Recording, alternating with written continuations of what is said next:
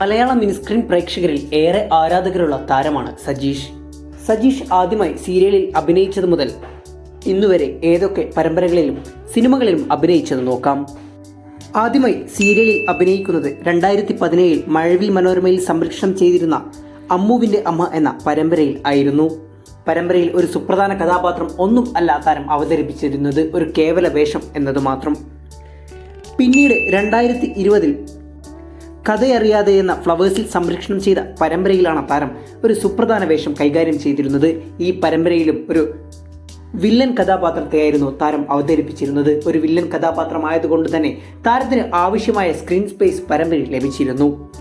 2020 ശേഷം 2022 സീ കേരളത്തിൽ സംപ്രേഷണം ചെയ്തിരുന്ന കയ്യെത്തും ദൂരത്ത് എന്ന പരമ്പരയിൽ ആദ്യ നായിക കഥാപാത്രത്തെ അവതരിപ്പിക്കാൻ താരത്തിന് അവസരം ലഭിച്ചു. അതോടുകൂടി താരം കയ്യെത്തും ദൂരത്ത് എന്ന പരമ്പരയിലെ നായിക കഥാപാത്രത്തെ 2022 മുതൽ അവതരിപ്പിച്ചു. പിന്നീട് പരമ്പര 23 ചന്ദ്രികയിൽ അലിയുന്ന ചന്ദ്രഘാതം എന്ന ഏഷ്യാനെറ്റിൽ സംപ്രേഷണം ചെയ്യുന്ന പരമ്പരയിലെ ACP ഗൗതം എന്ന കഥാപാത്രത്തെ താരം ഇപ്പോൾ അവതരിപ്പിച്ചു കൊണ്ടിരിക്കുകയാണ്.